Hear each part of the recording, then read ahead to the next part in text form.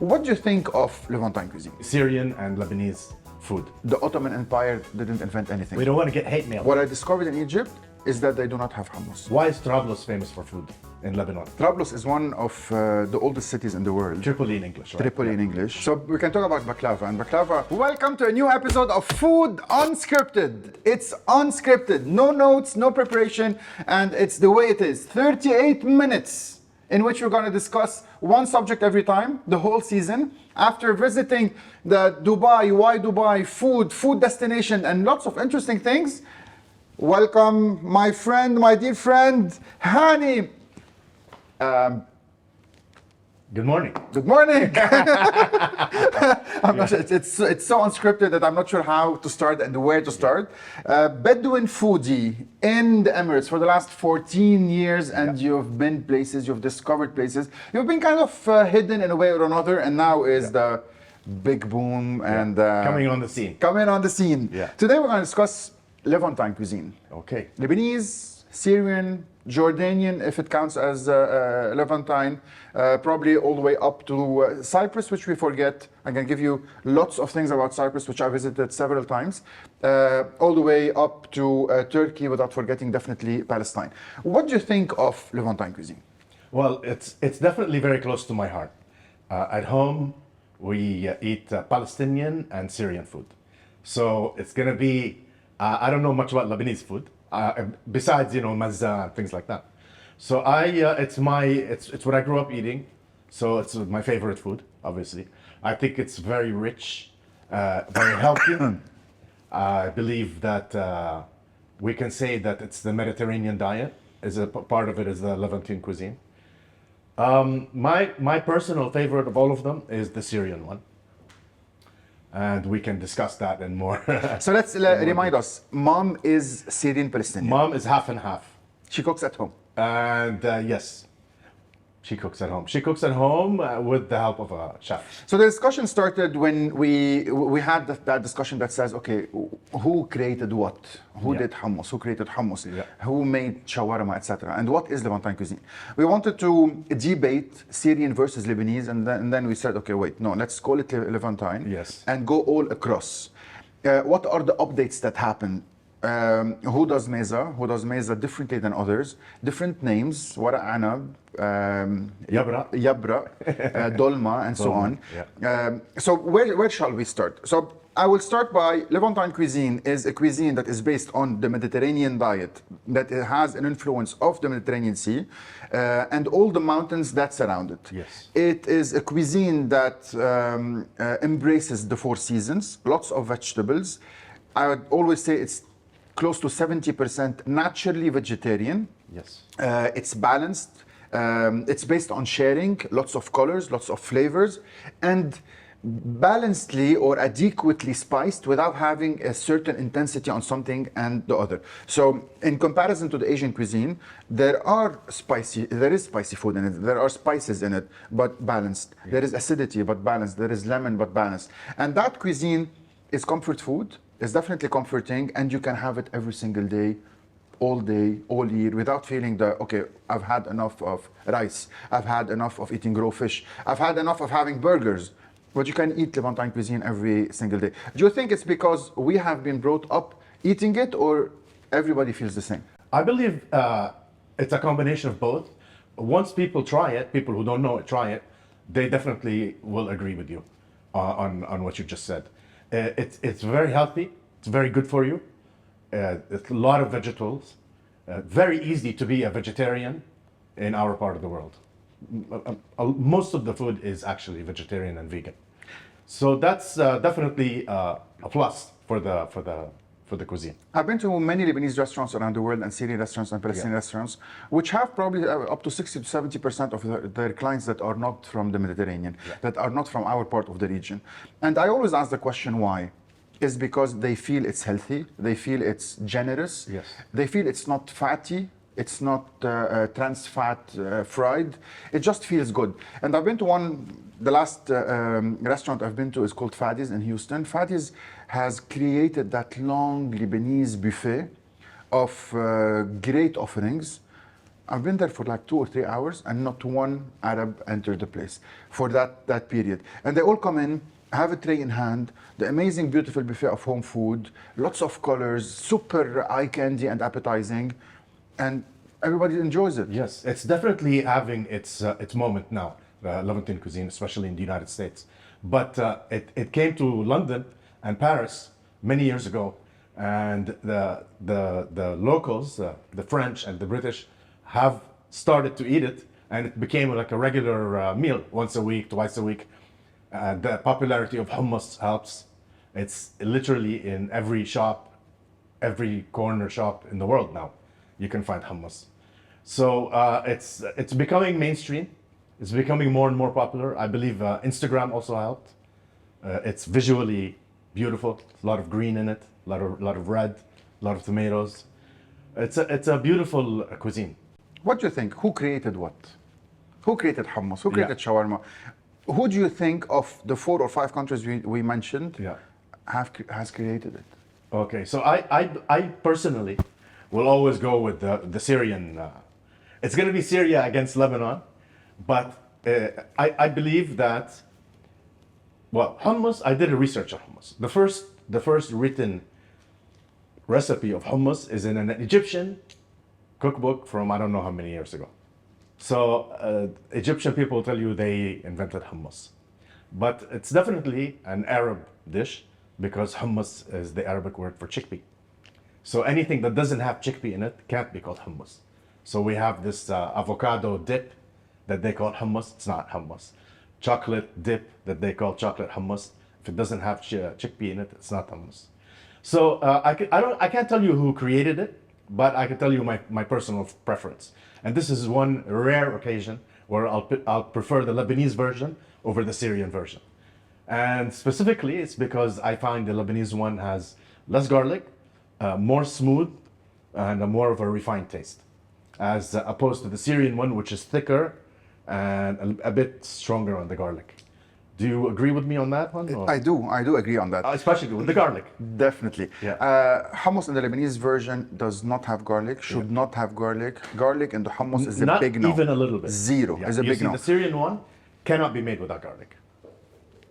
Hummus in our culture, I won't say which one is better, even though the Lebanese is better. Anyway, I agree with you on this. 4 ingredients. Yeah. And to be able to be a good chef, you need to balance the 4 ingredients. So you need to use the best tahini that shall not be bitter.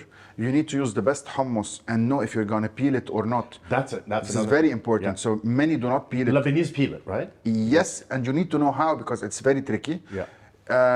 Fresh lemon versus citric acid. Yes, no, why, what. And this is also very tricky. Fresh lemon or lemon in the fridge or citric acid and why. Sometimes in a restaurant you need to put a little bit of citric acid because it becomes too watery.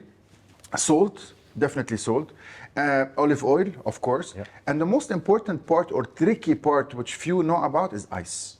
And ice makes it balanced. Ice makes it creamy. Ice makes it look like mayonnaise. Ice makes it white. So sometimes you see a yellow hummus versus a white hummus and you say, okay, what did they do?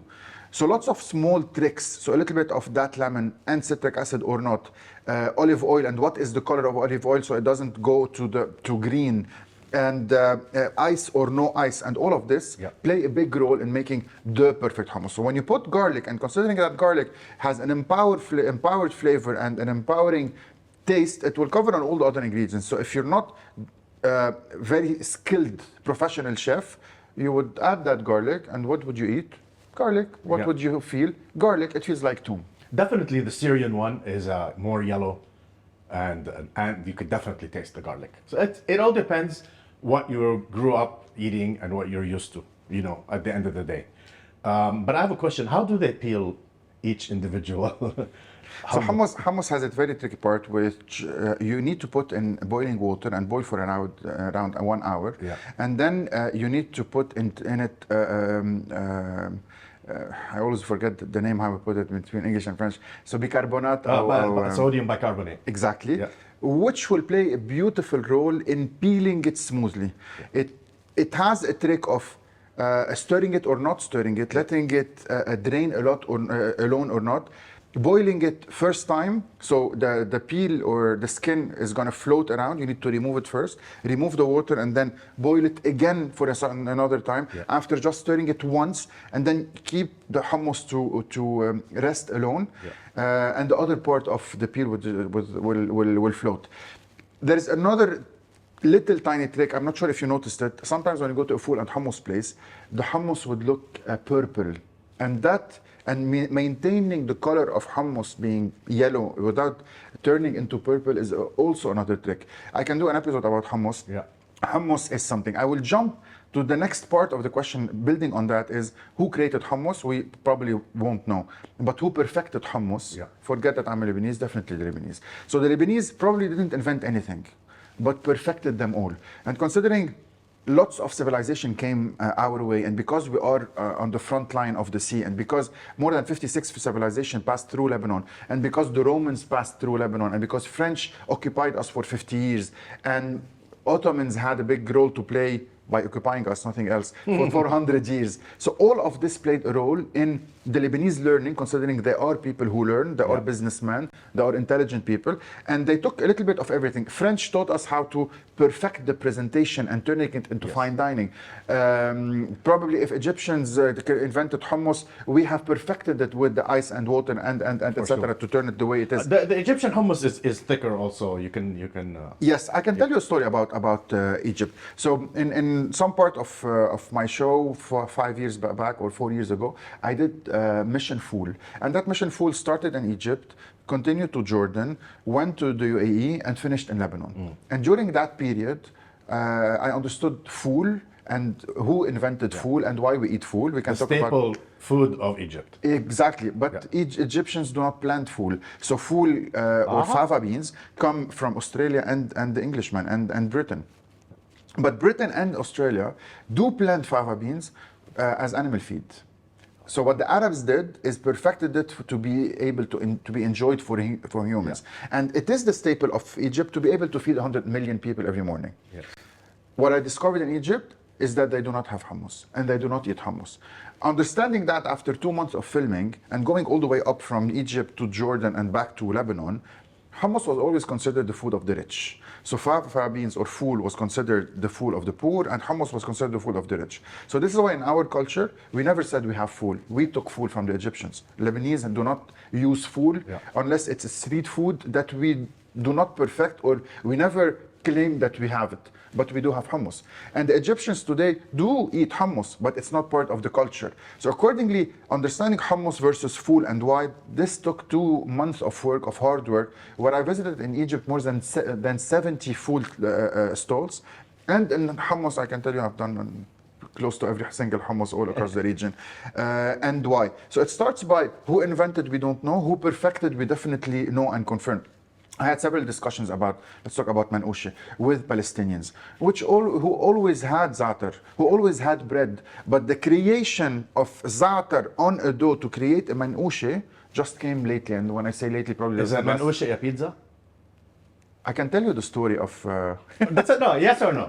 It is. It's a type of pizza. It can be. Yeah. This is another episode That's of another itself. episode. Why? Let's Because it's 90 seconds versus 3 minutes, and why and heat, etc. So, but just to finish that idea, so Palestinians started doing a manouche in the last 50 years or 40 years when they saw that za'atar and the dough can be brought up together into something that is around. I'm not saying that we taught them how to do it, but it's part of the Levantine cuisine and how it evolved. So did we invent manouche? I don't know. There is no proof for that. But we definitely perfected it. I want to talk about 2 things before the end of this episode. One, falafel, obviously, Please. which is a big one, and the subtle or sometimes not so subtle differences between Syrian and Lebanese food. But let's start with the falafel. Do you like your falafel green on the inside or yellowish on the inside? All the way yellow. I'm against green. Me, I'm against the yellow. I can only eat the green one. This is Palestinian versus Lebanese. 100%. So the Palestinian would go more on the green. The Lebanese would go more on the yellow. Yes. Why? Lebanese put more hummus into it. So it's an 80-20 or 70-30. When I say 30, it's full. Full, okay. On the Palestinian side, it's sometimes 100% full. And if hummus is used, it's used only in 20%. And do they put coriander in it also sometimes? Or Many not? don't. So the green comes from food, from beans. From coriander. From coriander. From the green mixes. Okay. But the black color you have and that black envelope you see is full. Yeah. On the yellow side, hummus always has a golden look. Yes. On the outside and on the inside. Yeah. I also toured around falafel and I asked a million. I've done my best 10 in Lebanon. Fool versus hummus. Nobody has an answer. Yeah. Beirutis like fool more, inspired by the Arabs. Yeah. North Lebanon like more hummus, inspired by the villages of Lebanon and the 400 years of occupation and blending hummus around the villages. So who does it right? I don't know, it's a preference. But in all, I always see it as a general idea. When it's green, I go on the Palestinian side. When it's more yellow, I go on the Lebanese. Yeah. We're forgetting to talk a little bit about the Syrians, which we respect a lot. We can open that parenthesis in a bit. Yes. So I love falafel. And for me, it's all green all the way is my preference. But when I went to Beirut, I was taken to Falafel Sahyun. And they're legendary brothers. And it's a great story. I think you should perhaps tell us the story. But they were written up in the New York Times. And I actually read that article in the New York Times. What's the truth, the real story with them? They're two brothers that are fighting. They don't talk to each other. Unfortunately, it's the father who had two brothers. Two brothers are fighting, and they do not talk with each other. One took a yellow color, the other took a blue color. Blue and yellow opened one next to the other. Both are great, close to the same flavor. Whenever you go try both. Do not take a side. And they cooled down. So, and they're right next door to each other? Yeah. That's incredible. I filmed with them probably 6 or 7 years back. They were fighting hard. Yeah. They even said it on camera. Fast forward to a long episode, which I did with the yellow one, for 25. When you say blue and yellow, you mean the signboard. The sign? This is how I call them. Okay. So I did it with the yellow one, and he was, no, I do not want to talk about my brother. He's still my brother. I do not want to talk about it. So they matured in that discussion. Okay. The son of the blue one created a franchise which grew fast all around the world called Karim Sahyun. So probably sometimes during COVID, they opened a cloud kitchen in Dubai. I did not know that. So Karim Sahyun is the son of the blue one using the same recipe with a modernized feel that doesn't taste the same. So what's the secret to having like this worldwide fame? Is it the mix, the technique? It's lots of things. It's garlic or not, onions or not, lots of greens or not. I can tell you about the Iraqi falafel as well. Lots of green or not, or ta'miya they call it in Egypt. In and Egypt, how ta'miya, far it is it's from big ours. Big and flat, no? Or is it different? Super different than others. Way different than others, than ours. Garlic or not, lots of spices, herbs or not, and then the mix of hummus versus fool, 50-50, 70-20, etc., etc. The last secret is how can you turn it into a fluffy bowl, and that fluffy bowl is putting the bicarbonate in it, and that carbonate. And then here comes the trick. If you put it in the fridge, it would just blow up. Okay. So you need to put it minutes before using it. And that minutes before using it, is it by portioning it, or just throwing it on and turning it around? So falafel is one of the things like shawarma where you need a turnover. And the success of Sahyun is that turnover. So you never see him putting that white powder. Yeah. I've seen it lots of places. Just white powder, people think it's salt, it's not. Yeah. They mix it and start. So Sahyun doesn't do it because he has that turnover. So the batch finishes within the hour. Yeah. And this is what makes a falafel. So we're talking about the falafel. Yeah. And then the sandwich, double bread or not, and then tarator or not. One thing that stuck with me when I went and had that sandwich was that he cuts the tomato on top of the sandwich. It's not pre-sliced. Like, you go to the falafel shop, they just grab the sliced tomato. They actually cut the tomato, and you can see the color of it. So that's the advantage of being in Lebanon. You have that wonderful produce, the fresh green, the mint, or whatever he puts on it. It's fantastic. I'm gonna just throw an idea here. Yeah. There's a new episode. We're not gonna talk about it today. The evolution of Lebanese or Levantine cuisine to the east, and how a falafel turned to be in Canada or in America or wherever. Falafel is everywhere. but dramatic. Yeah. So now falafel has lettuce in, big no. Yeah. Falafel has pickles in, big no. Falafel has sriracha sauce in it, big no. You don't like We'll talk pickle about the in your evolution later on. No pickle in your falafel? Turnip pickle, not Which we call cucumber lift, pickle. Lift, right? Lift. Yeah. Not cucumber pickles. Yes. So I that got you. evolution of turning it into a chipotle style loaded sandwich Yeah. that is cheap food that fills up your body is a no. Yeah. And what Sahyun did is a small little falafel, you need 3 to fill up, but you'll enjoy the 3. Yeah. Exactly like a shawarma. A shawarma is never this size. So a shawarma is a simple shawarma. Meat, a little bit of tomatoes, a little bit of tahini, 1 tiny pickle if you like the crunch or not. It doesn't have lettuce in it. It doesn't have all the shebang. And it's not big, thick thing like that. Definitely not. Yeah. And you can eat 2 or 3 or 4 shawarma to enjoy the flavor. Yes. And it's not a staple fill up my body cheap street food. Yeah. So going back to Levantine cuisine, which we're discussing today, let's talk about the Syrian food. Yes, let's talk about Syria. Let me tell you first what I noticed the difference between Lebanese and Syrian cuisine. I find the Syrian one to be more hearty, like a hearty thing, family style meal, has a lot more garlic, more it's heavier. It's a heavier food. Ghee. I find the Lebanese one to be more refined, more effort on presentation, maybe fewer ingredients, more fresh, more grilled fish. But it's more simple in a way. And for me, that's the biggest difference that I find between the two. Spot on. While we do share dishes sometimes it's the same dish, but it'll taste a little bit different.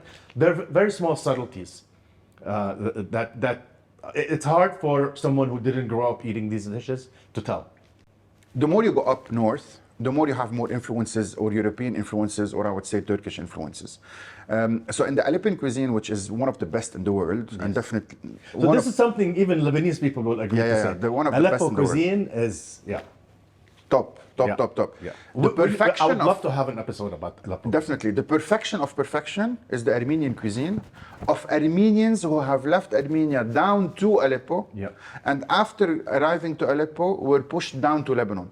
So if you have the chance to taste Lebanese Armenian cuisine with an Aleppan touch, perfection of the perfection. Yeah. This is the upscale. When I was in Beirut, Yeah. one of my friends whose mom is Armenian took me to Burj Hammoud.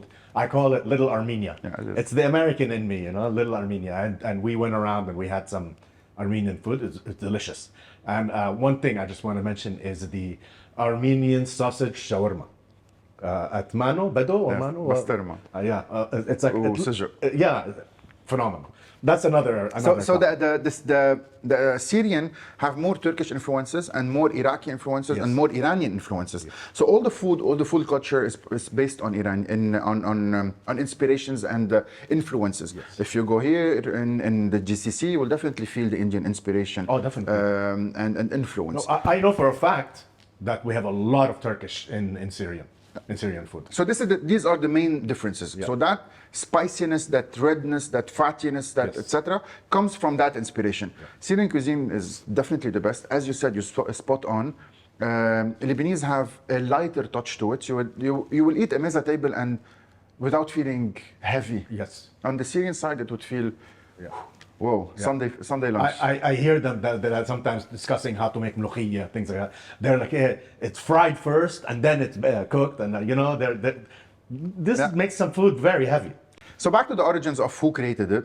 I'm one of the people who believe that the Ottoman Empire didn't invent anything. Some say probably the Ottomans have invented the shawarma, or Ottomans have invented our meat, or the Ottomans invented hummus. Let me say it as is, probably historically. There is no proof on it, but this is my way of saying it. 400 years of occupation. And during a 400 years occupation, always the strong wins. And that strong didn't invent it, but that strong took it. And during 400 years, all the region didn't have time to couldn't write. We couldn't write and document our history. So during 400 years, who invented hummus? They can claim they did, but not sure they did. Like we said, hummus is an Arabic word. Did they create shawarma? I'm not sure. Did they create baklava? Definitely not. If you look today, if you taste today, the differences between, I would say, the Turkish today flavors and the Lebanese flavors or Levantine flavors, the difference is huge in simplicity, in softness, in sweetness, in class, in finesse, and so on and so forth. So back to that, without creating political problems, did they invent it? We don't want to get hate mail. Not at all. Did they create it? There is no proof they did. Yeah. Did we create it? There is no proof we did. But we can definitely discuss who turned it around to be even better. I can go on a very subtle and sensitive subject. Sometimes when I eat a knefe and I say Lebanese knefe, I get messages, sometimes hatred messages or whatever, say, no, the knefe is Nabulsi. Yes. Wait, knefe Nabulsi has nothing to do with knefe Lebanese. Nothing to do. Did Is we the copy Lebanese ناعمة or خشنة? نعمة. No. Yeah. Did we copy it? We perfected it our way. We're not saying ours is better than yours. The Palestinians like their knefe their way. We don't enjoy it this way. So it's hard on the teeth, it's too sweet. Sometimes it has an orange color. Cheese is more on the cheese side, so salty. Salt and sweet is too intense in the mouth. This is how It's they a do personal it. preference. Exactly. Yeah. So the comparison is wrong. Yeah. On the Lebanese side, sometimes it has semolina. On the Palestinian side, it's made of semolina. On our side, it's not made of semolina. Semolina is used in the cheese to harden the cheese. It's not used in the farik. And the farik is asmaliye khishne powdered into ناعمة with ghee. Okay, wait. There's a huge difference. And the asmaliye on the khishne, on the ناعمة خشنة on the khishne side is the asmaliye as is. We do not have it in our culture. Let's just quickly explain what the difference between na'mah and khishna is. The topping of the knafe sometimes is very smooth, which is the Lebanese version, and sometimes it's got like a small pieces of very thin pasta. It's like a little, like hair almost. Like sha'iriyya. Like sha'iriyya. Which- like which- vermicelli, like even thinner. Like and vermicelli, that's exactly. the filling of the new viral chocolate that's coming out of Dubai from Fix. It's that stuff. That's it. So the comparison is wrong. Knefe Lebanese is a knefe Lebanese changed, perfected, differentiated to be Lebanese, enjoyed. And the knefe Nabulsi are definitely their invention and how knefe was created, but the comparison is wrong. Yeah. I want to add something.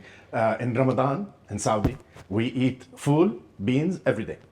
So that's probably came to us from Egypt. We have a big Egyptian influence, especially in the Hijaz region where I'm from. And the second comment I wanted to make about knafe is my mom, we have, once a week, we have a family, everybody comes, and she orders the knafe, but half of it is smooth and half of it is that, because half the family has this preference and half the family likes that. Yeah. So it's a personal preference. So we can talk about baklava. And baklava, which started probably, or they said in the Ottoman Empire, proof or not, I say it started in Trablus. In the Ottoman Empire, it's sweet, based on honey, which is in today's world fake honey, definitely. It's thicker, bigger, way too sweet, super sticky. Comes in big chunks. Down to Tripoli, it became smaller, softer, based on sugar syrup, flakier. Go up to Damascus, they're super famous into the small asabi'. Yes, I love those. They melt in your mouth. Beautiful. Yeah. So every city developed it the way they want, the way their culture does it, the way women, ladies roll ورق عنب. You can go from a ورق عنب that takes 30 minutes to do, big chunks pieces, all the way to a 16-hour long cooking in Tripoli, Lebanese way. In Syria, it has more tomatoes in it. It has more acidity in it. Turned into yabra or the names they use. Dolma is not only ورق عنب, but it has all the vegetables stuffed with rice. I've had it in Iraq and I love it. I'm a big fan of dolma dish. Lots of garlic. It kills me.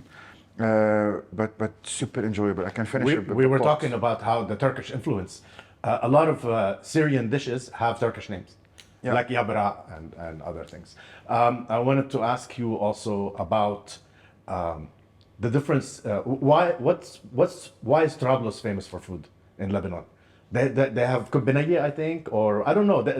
You always hear in Trablus, the Trablus is really good. Trablus is one of the oldest cities in the world. Tripoli in English, right? Tripoli in English, and it was the hub of business on the Silk Road. It was the hub of connection between the north. It's the highest city in Lebanon. It's a connection with all the Turkish and Syrian part.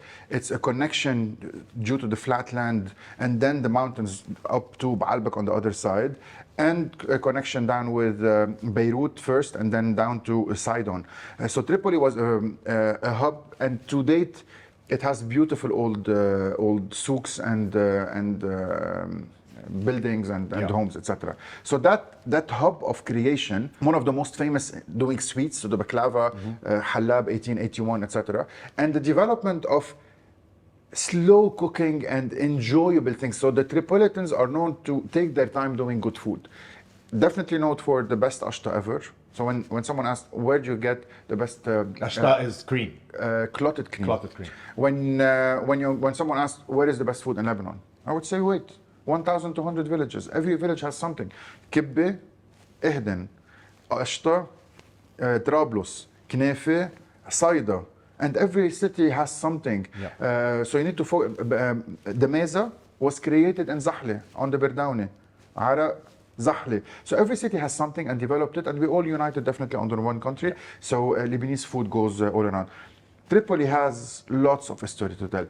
And Tripoli has been built differently than Saida. So if you go to Saida, the buildings are different. The feel of an old city is different because different civilization built them. So Tripoli has nothing to do with Saida. And in one country, considering lots of civilization passed by, Romans had a touch. Mamalik had a touch.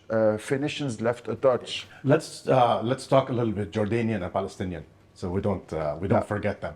I recently went to Amman for the first time. Imagine, just recently I was invited to the Jordan International Food Festival, the inaugural food festival. It was fantastic, and I got to go around and see a lot of young chefs modernizing Levantine cuisine. And while I was there, I also had the famous Mezze, which is a Bedouin style dish. So I found that the Jordanian cuisine has influences on the Bedouin part, spices, rice, the jamid, while it also shares some of the Syrian and Lebanese in the Mezzes and all of these things. But what they have that Lebanon doesn't have is that the influence of the Bedouin. Yes. And 100%. I right? love jamid. Yeah, I love jamid. It's like a dry, dehydrated yogurt. Yes. That's liquefied. Yes. And used as a sauce on the yellow rice yeah. and chicken. Yeah. Oh, I love jamid. Yeah. Or meat or lamb. When we were having it, I was eating. I grabbed my knife and my fork and the spoon, and they said you have to eat Mezze with your hands. Yeah. So I didn't know that. Have you learned how to eat with your hand and then just throw it in? Yeah, well, I know how to do it. Yeah. Okay. Yeah. So this episode needs to be very politically correct. Yeah. And at the end, definitely we're going to have comments saying, we invented this, you forgot this, Yeah. You were biased for Lebanon, you were biased for Syrian. Talk a bit about Palestinian before we end. I believe the Palestinian is one of the oldest countries, and it's not a 50-year-old, and it's not 1948, and it's not what's happening today. Unfortunately, sadly, Google Maps removed the word Palestine and then turned it into wrong Israel. So back to Palestine and the history of Palestine and what Palestinians were, and probably hundreds or thousands of years back, Palestine and Lebanon and Syria were all one country with lots of influences. Yeah. Palestine and Lebanese are close to the same, facing the sea. Yes, and they both have the Mediterranean. Yes, and behind the mountains there is all of Syria, and we're all living together in one country. So we learned from each other. As I said, knefe on their side, مسخن, which we never knew how to do, and they do dish. perfectly well. Yeah. Perfectly well. مسخن is sausage bread rolled into small cheese roll style fingers. Super, extremely delicious. Chicken cooked with lots of olive oil, onions, and then it has some sumac, which is a tangy. Yep. So respect to their cuisine, respect to the cuisine that is now turning around the world and probably getting more and more look at. Yeah. Syrians, and after all the wars that happened, and lately in the last 20 years, are opening restaurants all across. Montreal has We're seeing here amazing in Dubai, Syrian a restaurants. lot of Syrian restaurants. popping up. Dubai has amazing Syrian restaurants, and that cuisine is coming truly, without adaptation. And what can I say? We will talk about it in the adaptation episode later on.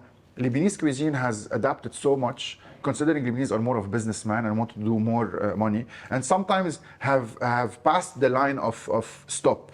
Wait, there is a line you cannot stop. And turning shawarma into a chipotle wrap and adding rice to it and etc., in my opinion, is way too wrong. So wait, adaptation is nice, but wait.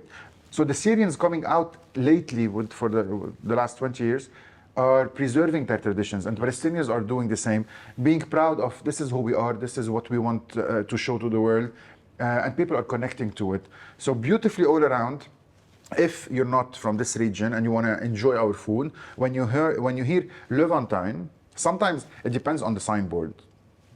Back to politics. So should we write Lebanese cuisine? Should we write Syrian cuisine? Should we write Palestinian cuisine? Should we write Levantine cuisine? Should we write Mediterranean cuisine? Absolutely. And add Greek to it, etc., etc. So lots of things happen. Before we end, I just want to throw in Cyprus, which consider themselves European, have lots of influences from our cuisine. Their meza is way smaller, so probably 10 dishes, but they closely are who we are. So I've been to Cyprus and not to touristic places for a long episode with the Ministry of Tourism for 10 days, and I've been to all the villages. And if you look at the habits, they're close to ours, but differently. So we do jibne baladiye, they do halloum. That's what I was going to say. Halloumi, the most famous Cypriot export. They have their meza, which comes free on all the tables, but way different than ours. Not developed the same way, small just to eat a bite and okay, the plate goes on another table. They have their stuffed meat, they have their chicken, they have their rice, they have their drinks, they have their version of arak, and so on and so forth. So we always forget to talk about Cyprus, considering that it's not an Arab country and they're on the other side of our waters, of the horizon, but they're very close to us. They're very close without even them knowing it. We were all brought up in the same spirit, definitely from the Roman days all the way to today. Fantastic. So this is in a nutshell our episode about Levantine cuisine. It's not enough. 38 minutes were not enough. Not enough. We're going to do part two. I want to talk individual dishes. I want to talk about shishbarak, yogurt and cooking, so much more. So shishbarak is my favorite dish, just so you know. Kibbe Lebanese is my favorite. Kibbe Lebanese, oh, that's strong second. But the use of yogurt in the cooking, this is a whole episode. The use of, and the creation of labne, which is unique to the region. Labne, the ultimate breakfast food of Lebanon. So let's keep it for episode 2. In this episode, we discussed a little bit of Levantine cuisine. We definitely forgot lots of things. We forgot about lots of dishes. We forgot about lots of people. So excuse us and do not judge us for the little details. So accordingly, we're going to talk about it in another episode. And we're going to talk about the details of Mediterranean Levantine table, which has in Lebanon more than 200 plates of meza and another 200 plates of cooked dishes, meza, yakhnet, or you called them something else last day. So I call them yakhnet, you call them... I don't remember. Yeah. See you on our next episode. And the breads, different breads also. Oh, different breads. Yalla, Who next invented episode. flatbread? Who invented flatbread? Hani and I will meet you in the next one. Follow our socials.